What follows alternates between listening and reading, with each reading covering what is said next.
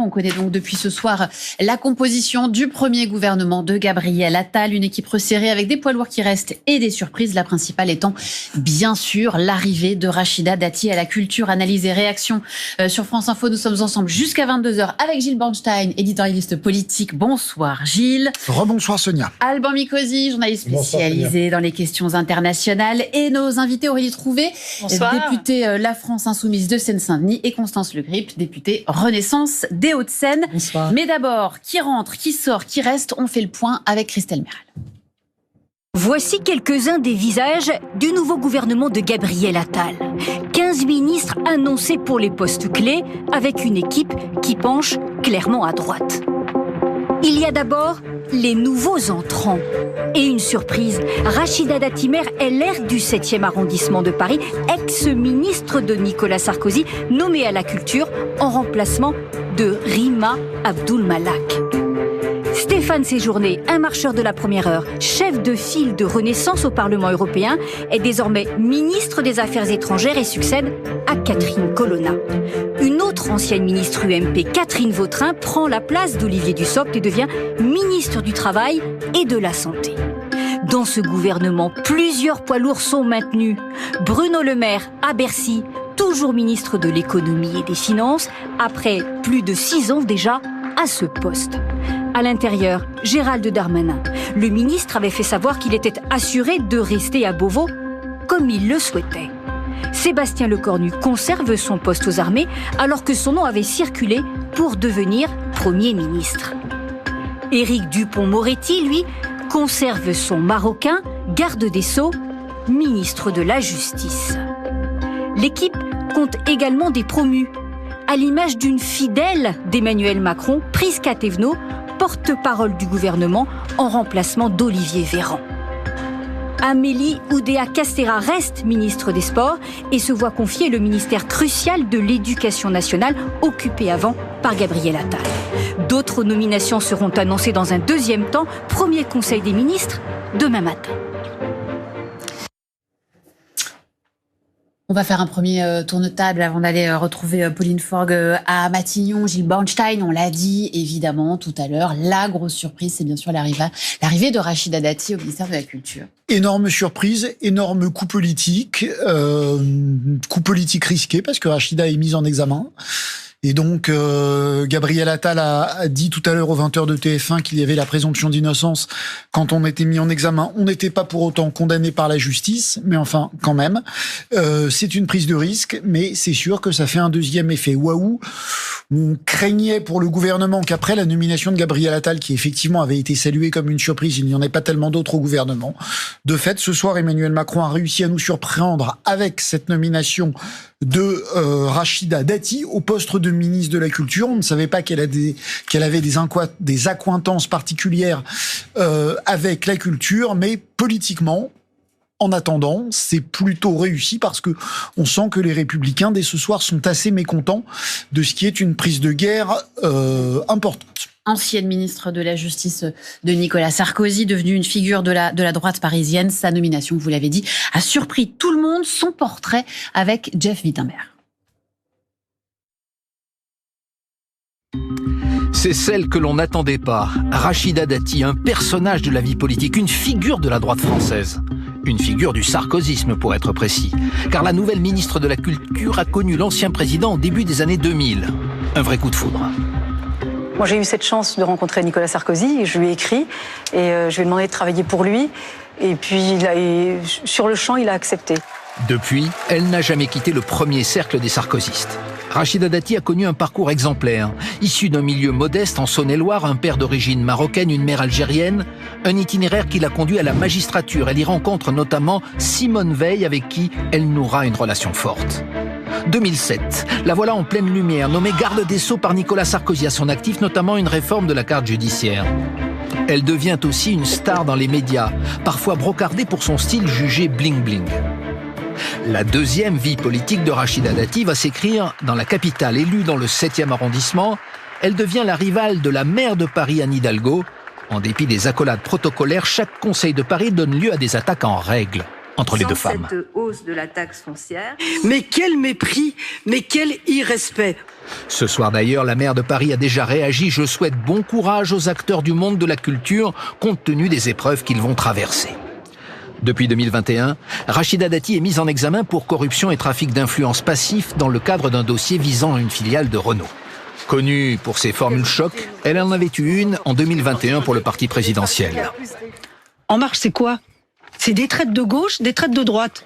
Aujourd'hui, Rachida Dati devient donc ministre de la Culture, comme lors de l'inauguration de la Maison Gainsbourg dans son arrondissement. C'est un domaine qui la passionne, mais dont elle va découvrir le ministère. Voilà, Rachida Dati qui participera, comme les 13 autres ministres annoncés ce soir au premier Conseil des ministres de Gabriel Attal. Ça se passera demain matin à 11h. En attendant, la toute nouvelle ministre de la Culture a été aperçue. Regardez cette image, elle nous est arrivée ce soir du ministère des Sports où Rachida Dati participait à une réunion sur les Jeux Olympiques de Paris, très souriante mais silencieuse. Pour le moment, en tout cas, voilà donc l'une des images de la soirée. Ça devrait pas durer, effectivement. Avant de vous faire réagir sur la nomination de Rachida Dati, je voudrais qu'on parle avec vous, Alban Mikosi, de l'autre, quand même, grosse surprise de la soirée. C'est la nomination de Stéphane Séjourné au Quai d'Orsay. Effectivement, Stéphane Séjourné, qui n'a jamais été ministre, le voilà à la tête de la diplomatie française dans un contexte international particulièrement troublé. Alors, il aura 39 ans le 26 mars prochain. Il était jusqu'alors secrétaire général du parti Renaissance et député européen. Il vient plutôt de la gauche puisqu'il est arrivé à la politique dans les troupes de Dominique Strauss-Kahn. Il a été le conjoint de Gabriel Attal. Les deux hommes avaient même conclu un Pacs en 2017, Pacs qui a été rompu il y a 2 ans. Stéphane Séjourné devait conduire la liste de la majorité aux prochaines élections européennes. Eh bien, Renaissance va devoir trouver une autre tête de liste dans un contexte qui est délicat, puisque c'est un scrutin qui est traditionnellement difficile pour les partis de la majorité. Alban Mikosi, Catherine Colonna quitte donc ce soir le Quai d'Orsay. Elle est sanctionnée. On va dire que, vous savez, le Quai d'Orsay, c'est un ministère très exposé, mais qui est tout à la fois, qui n'est pas directement en prise avec les préoccupations des Français. Alors Catherine Colonna, elle avait multiplié les déplacements lors de ces derniers mois, notamment en Ukraine et puis au Proche-Orient depuis le 7 octobre dernier. Elle a mis beaucoup d'énergie à expliquer les prises de position d'Emmanuel Macron, parce qu'en réalité, le ministre des Affaires étrangères, c'était Emmanuel Macron. Vous savez, la diplomatie, c'est avant tout le domaine réservé du président de la République. Alors, elle a mis beaucoup d'énergie, mais sans parvenir à obtenir des victoires symboliques. Alors, il y a cette volonté de renouvellement. Ce renouvellement, il passe par un changement de génération. N'oublions pas qu'avant Catherine Colonna, c'est Jean-Yves Le Drian qui avait exercé la responsabilité pendant de longues années et sous 2 présidents différents. On est complètement dans un changement de génération. On va voir ce que cela va produire. On a vite dit que Gabriel Attal était le plus jeune Premier ministre de l'histoire de la France. On regardera, mais je ne me souviens pas. 38 ans. Enfin, la diplomatie, c'est quand même quelque chose qui, théoriquement, attribué à des gens qui ont déjà un long passé politique derrière eux. On vérifiera, mais je ne sais pas ce qu'en pense Alban, mais 38 ans, je ne serais pas surpris que ça soit le plus jeune. Que ça soit le plus jeune des ministres des Affaires étrangères. C'est vraiment rare de voir en France quelqu'un, quand on pense à Alain Juppé, Dominique de Villepin, effectivement, Jean-Yves Le Drian. C'est assez rare d'avoir des ministres, Jean-Marc Ayrault, d'avoir des ministres des Affaires étrangères aussi jeunes. Constance Le Grip, vous qui êtes donc députée Renaissance des Hauts-de-Seine, votre première réaction à ce gouvernement ? C'est un gouvernement qui effectivement contient quelques surprises, comme cela vient d'être dit, mais je crois qu'en ce sens, la volonté de renouvellement, d'audace, de régénération émise par le président de la République, mais également par son Premier ministre, et ce soir, à certains égards, exaucé, qu'il y a... Gilles Bronstein disait des coups politiques, en tout cas des véritables surprises, des véritables personnalités qui entrent dans ce gouvernement. Bien sûr, Rachida Dati, pour ne pas la nommer, des personnages de la vie publique, de la vie politique de notre pays. Le cas de Rachida Dati est assez emblématique. Un parcours, vous le disiez, un caractère, un tempérament, et aussi quelqu'un qui est extraordinairement populaire. Extraordinairement populaire. Vous disiez une figure de la droite. Elle touche toutes les catégories, tous les milieux. Moi, je la connais bien. Nous avons, en 2002, été au même moment au cabinet du ministre de l'Intérieur, Nicolas Sarkozy. Je l'ai vu s'épanouir, si je puis dire, sa progression, son éclosion. Elle a une capacité à entrer en contact, à se faire entendre, à rendre accessible à toute une série de gens qui ne sont pas intéressés par la politique, qui ne sont pas intéressés par les schémas classiques, un peu traditionnels, un peu institutionnels. Et je pense que pour la culture, elle va jouer une carte, effectivement, de plus grand accès à la culture, de rendre populaire un certain nombre de choses qui sont aussi fondamentales pour la cohésion de la nation, la culture, l'art. Donc voilà, il y a ces surprises-là. Stéphane Séjourné également. C'est le pari du renouvellement au Quai d'Orsay. Il y a un certain nombre de choses, effectivement, ça va bouger, ça va bouger. Le fait qu'elle soit mise en examen, ça vous perturbe pas plus que ça? Présomption d'innocence. Voilà. D'accord. C'est ce qu'a dit ce soir. J'ai dit tout ce que j'avais à dire. C'est ce qu'a dit ce soir Gabriel Attal. On ne sent pas super à l'aise non plus. C'est pas un sujet sur lequel ce soir on va forcément s'étendre, mais effectivement présomption d'innocence. C'est quand même beaucoup de ministres, quand même mis en examen sous la présidence Macron. On va finir par croire que c'est un prérequis pour rentrer dans un gouvernement sous la présidence Macron. Enfin bon, voilà, ça c'est une remarque qui est faite, mais si vous voulez, je vais vous donner la parole évidemment à Aurélie Trouvé, et puis on salue aussi Kevin Mauvieux qui est avec nous, député RN de l'Eure, qu'on va entendre également. Mais puisqu'on est sur le cas, si je puis dire, Rachida Dati, on va écouter Gabriel Attal qui était interrogé justement sur sa nomination à la culture. Il était l'invité ce soir du 20h de TF1. D'abord, Rachida Dati, notre nouvelle ministre de la Culture. J'en suis très heureux. C'est une femme qui ne laisse personne indifférent, parce que c'est une femme d'engagement, d'énergie. Et c'est une femme qui, toute sa vie, s'est battue pour obtenir ce qu'elle voulait obtenir. J'ai beaucoup de respect pour les combats qu'elle a menés. Ensuite, vous savez, je suis très attaché, évidemment, à notre justice, à son travail, à son indépendance. Et je sais que Rachida Dati l'est aussi, elle est elle-même magistrate. Et dans notre justice, il y a un certain nombre de grands principes. Et il y a notamment la présomption d'innocence. Vous l'avez dit, Rachida Dati est mise en examen. Une mise en examen, ça n'est pas une condamnation. Et on a eu encore des exemples récents de personnalités politiques qui avaient pu faire l'objet d'une mise en examen, d'enquête. Et on a vu que ça ne signifiait pas une culpabilité. Voilà, présomption d'innocence avancée par Gabriel Attal ce soir sur TF1. Aurélie Trouvé, députée de la France Insoumise de Seine-Saint-Denis, je le rappelle, votre réaction à la nomination de Rachida Dati. Quand j'entends parler de renouvellement, excusez-moi, ça fait sourire parce qu'en fait, c'est un gouvernement, finalement, c'est le retour de la vieille droite dure. D'abord, la plupart des ministres annoncés sont des ministres qui viennent du RPR, de l'UMP, des réseaux sarkozystes. J'ai envie de dire, c'est quasiment un gouvernement de Nicolas Sarkozy. Bon, donc ça, c'est la première remarque. Donc droite assumée, droite décomplexée. Là, il y a plus du tout de en même temps. Bon, voilà.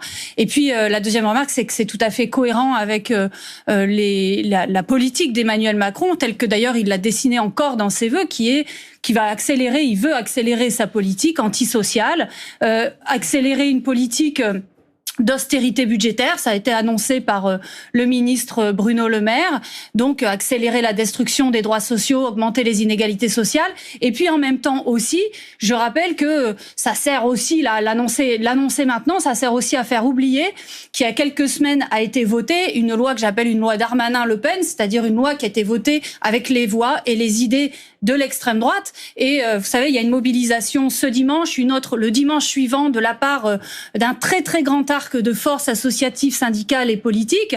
Alors j'ai envie de dire, ça vient à point nommé pour que on parle un peu moins de cette loi qui est absolument abominable au regard des valeurs républicaines. D'ailleurs, j'observe qu'il y a plusieurs ministres qui ne sont pas ici dans la liste. Certains remerciés, je pense à Rima Abdou Malak, qui est remercié. Les ministres qui avaient été un petit peu sceptiques sur cette loi Darmanin-Le Pen contre les droits des migrants. Alors, il y aura une deuxième salve de nomination de ministres délégués et de secrétaires d'État. On peut vous dire déjà ce soir, parce que c'est une information France Info, Gilles Cagnès Pannier-Runacher devrait être nommé la semaine prochaine ministre délégué à la santé, donc sous l'autorité de Catherine Vautrin. Oui, encore qu'il faut être prudent parce qu'on annonce les ministres délégués, sinon à la fin de la semaine prochaine, peut-être même au début de la semaine d'après, ça laisse 10 jours, il peut se passer passer une infinité de choses en 10 jours dans les équilibres politiques, dans tout ce que vous voulez. Donc, sur les quand une nomination doit avoir lieu dans l'heure, on peut s'avancer. Une nomination dans 10 jours, vous avez raison. Ces informations sont certainement justes aujourd'hui. La volonté de nommer Agnès Pannier-Runacher, je n'en doute pas. Après, il peut se passer énormément de choses entre-temps. Tout à fait, dit Constance Le Grip. Kevin Mauvieux, député RN de leur gouvernement de droite assumé, nous disait Aurélie Trouvé à l'instant. Vous partagez ? Bon, écoutez, droite assumée, non, on est sur un gouvernement qui veut faire croire être de droite, avec la prise de guerre que représente Rachida Dati, qui vient des LR, qui vient d'un parcours sarkozyste, UMP, RPR, etc.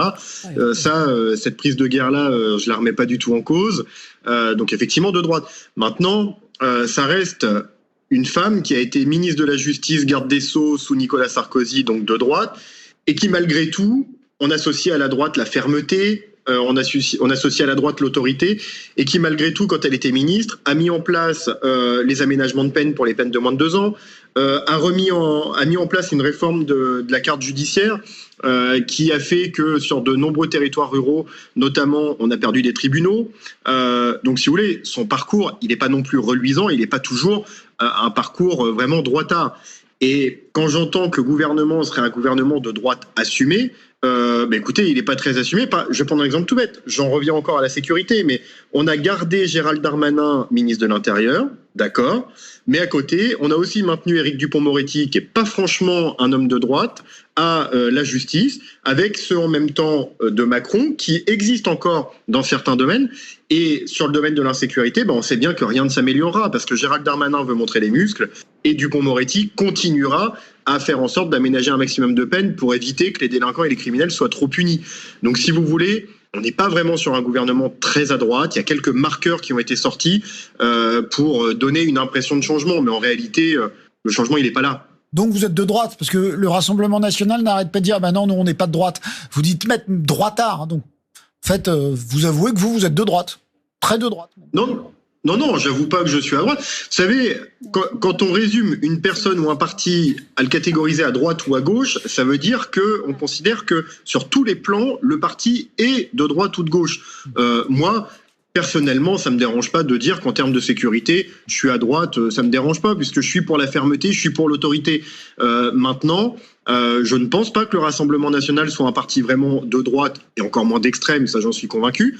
Je pense qu'aujourd'hui, on a 2 pôles. On a le pôle des dits progressistes qui en réalité sont des mondialistes. On le voit avec l'arrivée de Stéphane Séjourné au ministère des Affaires étrangères et de l'Europe, qui est un convaincu de l'Europe et qui voudrait presque au final déléguer toute souveraineté à l'Union européenne. Ce qui est très grave d'ailleurs, sa nomination, elle en dit long sur la volonté d'Emmanuel Macron de céder la souveraineté de la France à l'Union européenne. Et en ça, je dis à nouveau vivement le 9 juin pour essayer de changer les choses. Et en face, le parti nationaliste qui veut lutter pour la France et pour les Français. Donc nous, on est dans le camp des nationalistes, on est pour la France et pour les Français, et au sein de cette France, pour une autorité et une fermeté au niveau de la justice. Et en face, on a le parti d'Emmanuel Macron, ou les partis, parce qu'en réalité, Emmanuel Macron, ça va des LR au Parti socialiste, voire plus, c'est affinité. Et ça, là, on est sur des partis qui sont clairement, qui se disent progressistes, mais qui sont en réalité mondialistes. Merci Kevin Mauvieux d'avoir été avec nous en direct ce soir et d'avoir réagi. Constance Le Grip, vous vouliez réagir à ce qui a été dit ? Plusieurs choses. D'abord, je ne sais pas si... Alors, ce soir, on parle du casting du gouvernement, c'est l'actualité politique du moment, et c'est important qu'on passe un peu de temps sur les personnalités et l'alchimie qui va progressivement se mettre en place. C'est important pour l'avenir de notre pays, mais je pense que les Français, au fond d'eux-mêmes, se fichent un peu de savoir qui viennent à droite, qui viennent à gauche. Ils attendent de leurs ministres, ils attendent du gouvernement de la France qu'il soit dans l'action, qu'il ait des résultats, qu'il soit au travail, qu'il se retrousse les manches et qu'il soit composé d'hommes et de femmes qui ont la capacité à passer des messages clairs, à se faire entendre, à se faire comprendre, à les toucher et à être pleinement... Mais il y a une ligne politique quand même, il y a une ligne politique. Absolument. On verra, la déclaration politique générale du Premier ministre sera bientôt connue, et puis le cap général, on le connaît, Emmanuel Macron, là encore, tout récemment décrit dans son message de vœux. Je veux simplement, par rapport à ce qu'a dit le collègue du Rassemblement national, m'inscrire en faux. Je peux pas laisser passer sans réagir le fait que Emmanuel Macron et les partis qui soutiennent l'action du chef de l'État voudraient déléguer toute la souveraineté de la France à l'Europe. C'est du grand n'importe quoi. Hein. Très franchement, je sais bien que le Rassemblement national est entré en campagne européenne, mais clairement, nous faire ce procès-là est absolument mensonger. Il y a un engagement européen fort, effectivement, constant, de la part et du président Macron et des familles politiques qui le soutiennent. C'est l'une des raisons pour lesquelles moi j'ai rejoint Emmanuel Macron, effectivement, qui a une vraie vision européenne pour une Europe plus forte, plus souveraine, qui sache compter face aux grandes puissances continentales que sont la Chine, la Russie, les États-Unis. Mais de grâce que le Rassemblement national évite de dégoiser des mensonges aussi énormes, ça abaisse vraiment le débat politique. On va aller faire un petit détour par Matignon et je vous donne la parole après Aurélie Trouvé, puisque Pauline Forgue est à Matignon avec nous en direct. Pauline, cette nouvelle équipe qui a été dévoilée ce soir, elle ne va pas tarder à se mettre au travail puisqu'elle est convoquée demain matin à 11h pour le tout premier Conseil des ministres.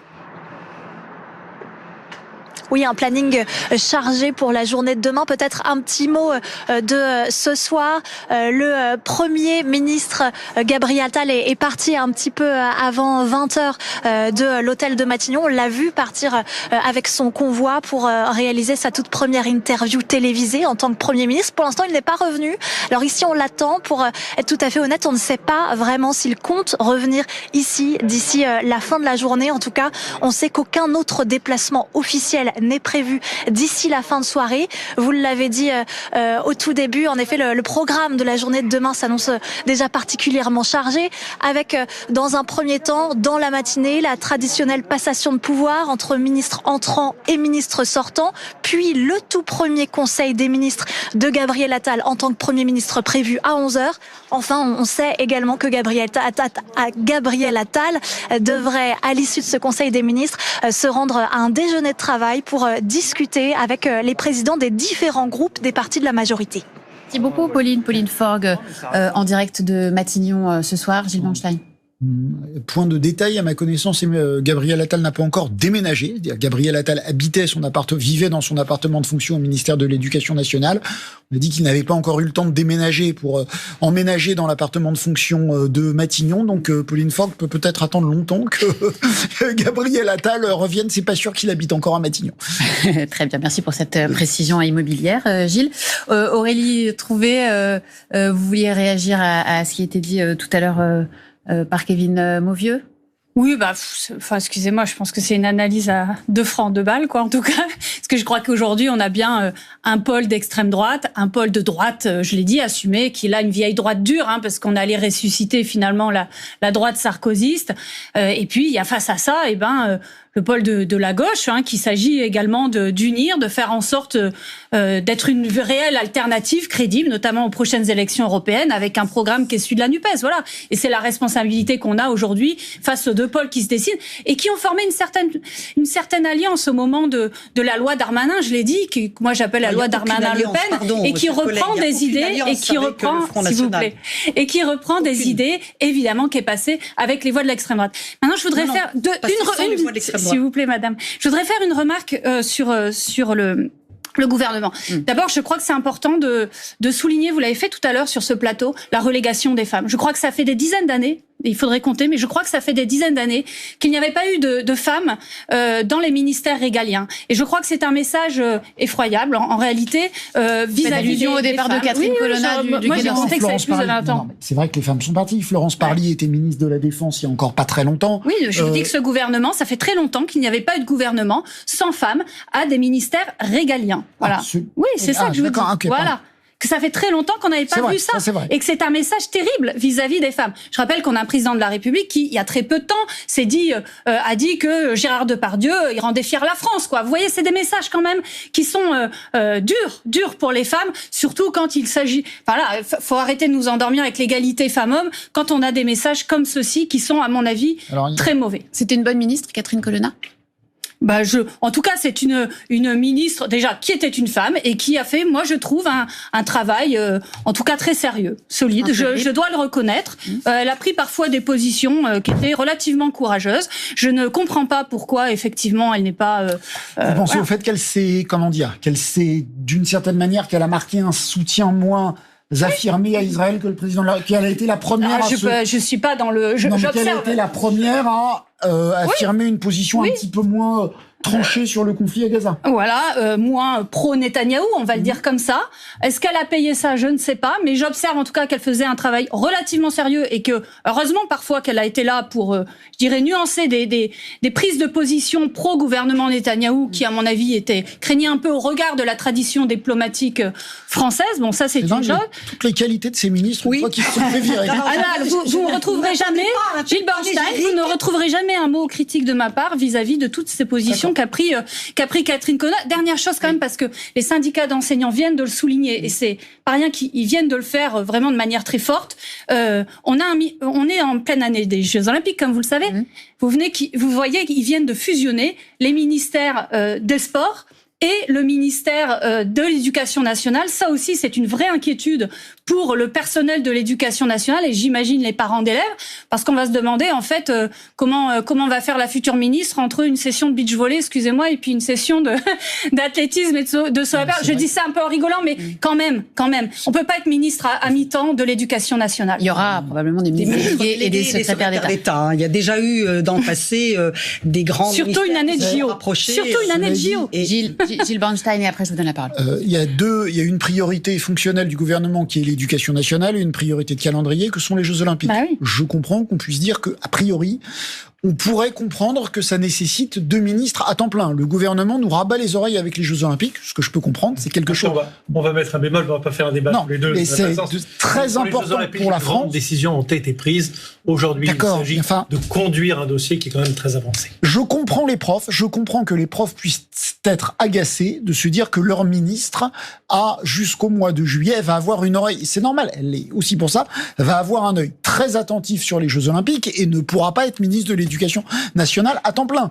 Je ne sais pas si... Je comprends que les profs s'émeuvent de ce signal. Constance Le Gris, est-ce que vous comprenez l'émotion des profs ce soir? Alors, moi, j'ai pas encore entendu aussi clairement que vous semblez le dire ce soir, l'émotion des profs. J'ai pas le temps de regarder tous les messages qui me parviennent, mais je pense que d'abord, il y a déjà eu dans le passé des grands ministères avec des regroupements. Par exemple, je pense à un moment donné santé et sport. Là, effectivement, c'est une première, mais clairement, il va y avoir des ministres délégués, il va y avoir des secrétaires d'État qui vont aider et accompagner les ministres pleins dont la liste a été donnée ce soir. Et je ne doute pas que tout cela va fonctionner, sachant qu'en plus, comme ça a été dit, sur les Jeux Olympiques et paralympiques, les grandes décisions ont déjà été prises. Il y a le COJO, il y a le CIO, il y a quand même toute une série d'organismes. Les choses sont maintenant bien enclenchées et la sécurité des Jeux Olympiques est quand même le dossier numéro 1.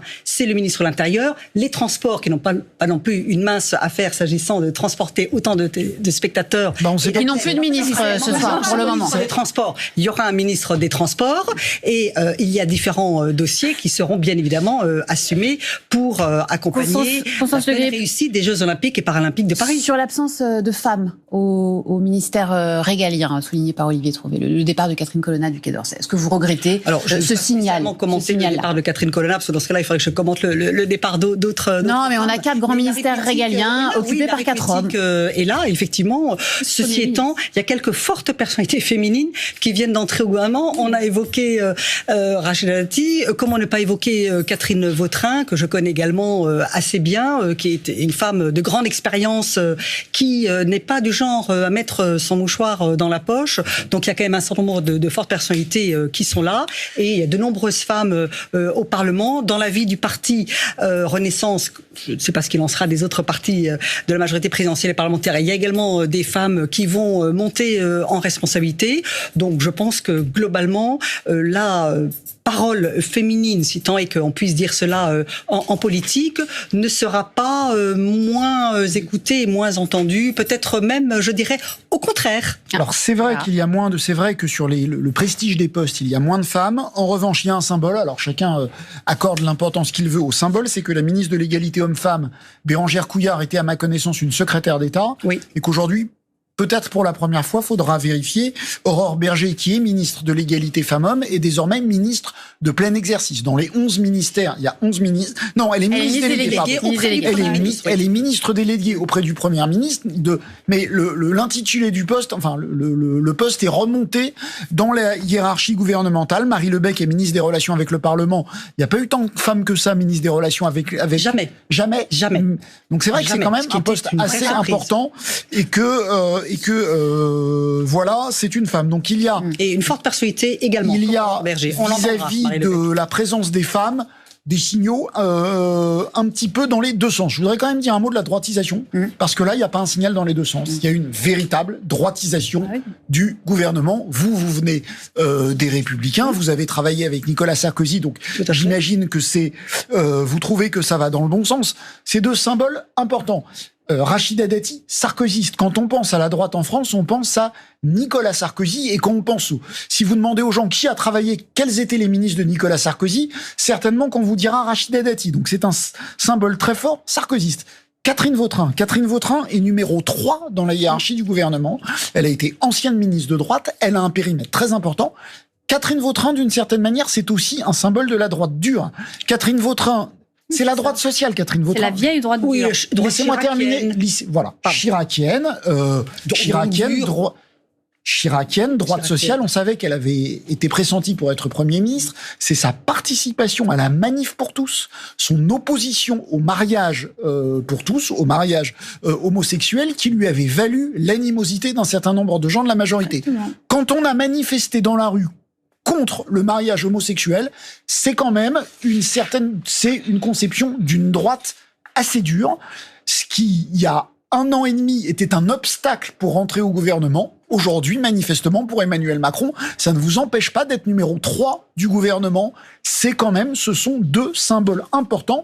Et face à ça, on ne voit pas de présence de ministre de gauche. Certes, Stéphane Séjourné vient du Parti Socialiste, ça jamais, mais il a rejoint Emmanuel Macron dès 2017. C'est un marcheur historique, Stéphane Séjourné, comme Gabriel Attal, même si un jour il est venu de la gauche. Donc il n'y a pas, loin s'en faut, il n'y a pas équivalence ce soir entre l'arrivée des ministres de droite et l'arrivée des ministres de gauche. Un dernier mot, mesdames, puisqu'on va accueillir des nouveaux invités. Constance Le Grip, qu'est-ce que vous attendez de ce gouvernement ? Est-ce que vous... Qu'il soit à l'action tout de suite, qu'il entende sur un certain nombre de sujets les fortes préoccupations des Français, parce que nous les entendons dans nos circonscriptions, sur le terrain.